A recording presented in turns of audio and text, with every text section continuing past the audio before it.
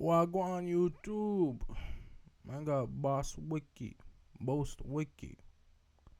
Dave Chappelle explained why smart people smoke. Personally, man, them don't smoke. So I feel like man's trying to call me dumb in this, bruv. So man's gonna hear him out, and maybe man might start smoking, bruv. What? Why do successful people smoke? A video essay. Don't smoke, it's unhealthy. What the bomber clap, bruv? Let's get to it. Okay, so first, this video is kind of weird, but it's a subject that interests me. So hopefully it interests you too. It's about smoking. I want everyone in America right now to look at me. Look at me smoking indoors. I didn't ask anybody, I just did it. What are they gonna do? Kick me out before I get the prize? No, this is called leverage. Stop and think about the people you know who smoke. Who are they? Smart? Stupid? It's odd. Smoking has a connotation. It's dirty, uneducated. But the people that smoke aren't connotation. It's dirty, uneducated.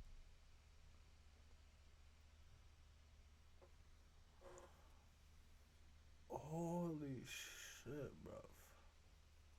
Holy fucking shit. Hold on, bro. Nah, fuck all that, nigga. I need to take a picture for Snapchat, my nigga. Yeah, man's on the next thing, bruv. Bomba clot, bro. Raw. But the people that smoke aren't losers. Far from it. And many of them are incredibly smart. So why is smoking so hard to quit for smart people?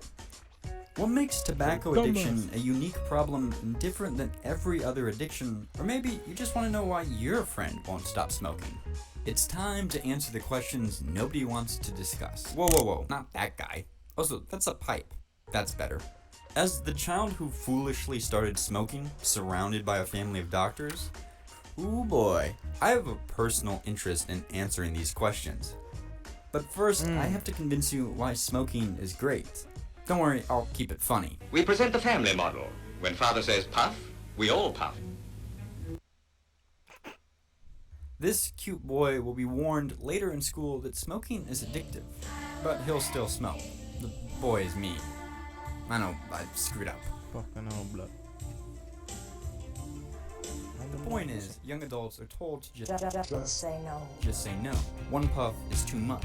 But any person who has smoked a cigarette knows that's not true. One cigarette doesn't hook a person. In fact, many people are surprised to learn smoking is only about as strong as drinking a cup of coffee. But if that's really all, how the So, if... Wait, did the man just say, bruv? No way the man just said to me 1 cigarette equals 1 coffee, bruv. Because people smoke packs of cigarettes a day, bro. Imagine drinking like 24 coffees a day. Raw. Can nicotine be, according to like 30 studies, more addictive than heroin and alcohol, and so attractive to educated people who should know better?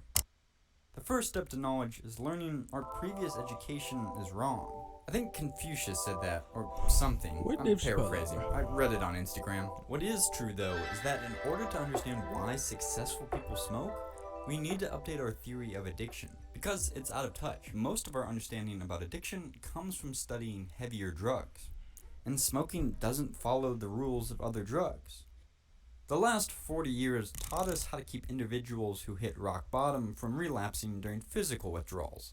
But what if you haven't hit rock bottom? Maybe you're a journalist. Maybe you're an actor. Maybe you're the president of the United States. How do you quit a drug if you have a good life? An interesting question, right?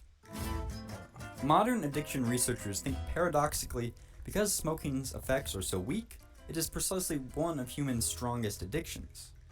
When smokers inhale, they experience no cognitive decline. This is why your favorite comic or actor can tell jokes, get on TV, and make money all while smoking. The difference between smoking and other drugs is that the smoker is seeking a distraction, not escapism, a distinction that hasn't been made in addiction until recently. Nicotine. Nicotine. Nicotine. Nicotine. Nicotine. Nicotine. Nicotine is gentle. It makes good parts of life better and the worst parts of life more bearable, all without interrupting life itself, like a CNN anchor. Congresswoman, let me interrupt you just for a moment. We've got some breaking news out of Miami. Justin Bieber. Anyway, smoking fitting neatly into everyday life helps explain why people keep smoking. It's not the withdrawals, it's something less visible. Smokers grow accustomed to enjoying activities they like while smoking and suffering through life struggles while smoking. Up or down, Joe Camel is around. Therefore, when someone stops smoking, their entire life slides down off. Every aspect becomes slightly less good. I'll let Christopher Hitchens explain. It's the most perfect addiction. Well, if you aren't hungry, it'll give you an appetite if you smoke. If you are hungry and there isn't any food in the immediate future, you can dull your pain of hunger by smoking. Perfect self-administered micro-drug. In fact, I can't think why I gave the shit up. Recovery from most other drugs, even powerful ones, often have trade-offs. You hear a person say, I miss alcohol, but I don't miss blacking out. I miss heroin, but I'm glad my sex drive is back. I miss meth, but I don't miss Joe Exotic. I'm broke as shit. So smart people continue to smoke despite health advice because it doesn't affect their life enough to draw their attention. They're not trying to escape. So what the man's telling me right now is that smoking, right? Just hear about it out real quick. Just hear me out, Joe. Just hear me out. Okay. Smoking, right? Smoking isn't as bad as other drugs in the moment. But what about long term? Because I don't think any drug long term is proper, bruv. You know what I mean? Anything you take too much of could become bad, bro. Let's just not forget that. Escape life by smoking. They're already enjoying it. Tell me how it tastes. Schnitzel. Amazing. Okay, so where am I going with this? Well, maybe this means it's time to reimagine Where are you smoking going, bruv? as a biological relationship. Okay. Which is weird, I'm but listening. hear me I'm out. listening. Maybe there's a purpose to smoking. Some plants can live only if they feed on other organic things. Each of these is a parasite that lives on other living plants or animals. To understand why smart people continue to smoke, imagine tobacco as a parasite. The human is the host. Tobacco has perfectly Darwinianly adapted better than any other drug to coexist with humans, by playing on all of our psychological weaknesses, like instant gratification and a long tail risk. If heroin is a giant squid paralyzing the user with tentacles, where everyone sees they're in big trouble and need to stop now, then smoking is a barnacle, present and slowly sucking blood, but never enough to draw attention until it's too late. But it goes both ways. The parasite also has advantages for the host. Study after study found tobacco enhances the brain's ability to focus. Nicotine allows people to concentrate longer, practice harder, and continue to function with higher stressors than without it. If we're honest, and this video is about honest, critical analysis about smoking, tobacco is basically a micro-performance enhancing drug for the mind. This may be why many successful, smart people continue to smoke, if it gives them a mental competitive edge. Dave Chappelle and Obama both get trapped in something like Zeno's mathematical arrow paradox. Each day it seems immeasurably better and easier to smoke than not, until suddenly they have cancer. I literally expected to be welcomed with open arms by the people of Vietnam. This is a good time to bring up the odd story of Vietnam. Back in the 60s, many GIs consumed heroin like rice. The use of heroin was so widespread, Army officials screamed epidemic. During the early 70s, the Nixon administration prepared the VA to treat millions of heroin-addicted troops. Public enemy number one is drug abuse. The CDC labeled it a public health crisis.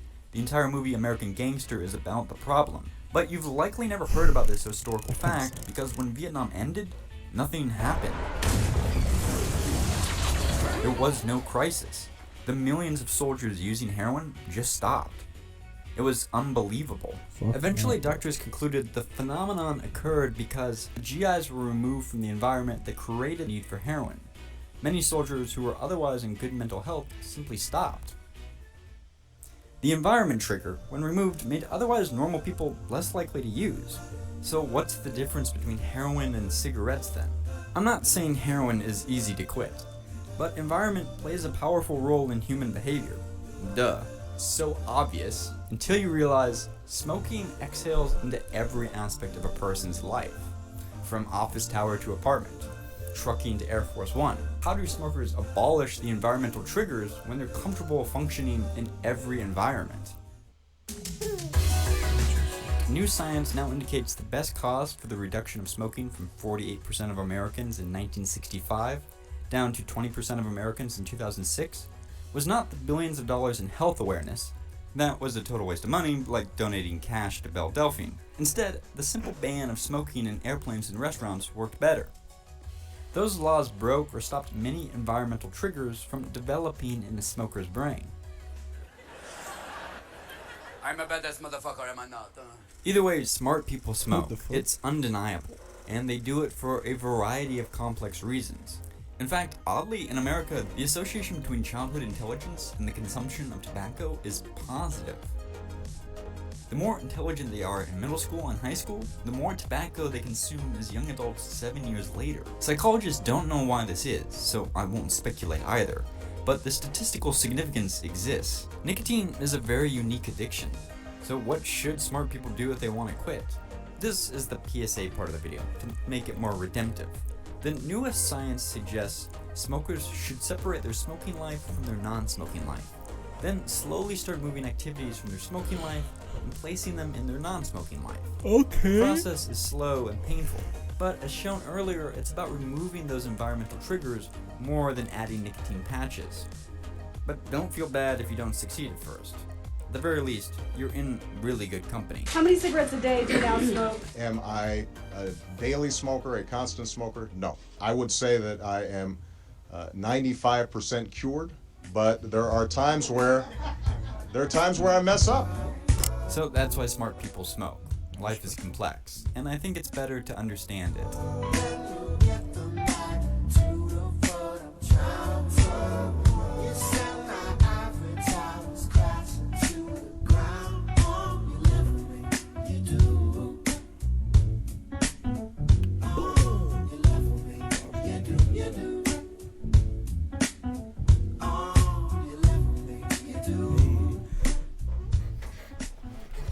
Left me, you do. Show you what it really do. Why you looking? I don't want to hear y'all who complain. Shut your mouth up, you fool. Is that case Showtime? Boy's getting his hair braided today. I don't want to hear. Oh, fuck. Oh yeah, I got the fucking watch. Crazy. Nobody. Why the fuck am I clicking play? It's been your boy Trey Soldier. Like, comment, subscribe. Still don't smoke, I guess, bro. If you don't start it, how could you get addicted to something you don't start, bro? If you never eat chicken, how could you ever say you like chicken? You know what I'm saying? It's the same concept. I'm motivated. Am I even Nico? I'm motivated.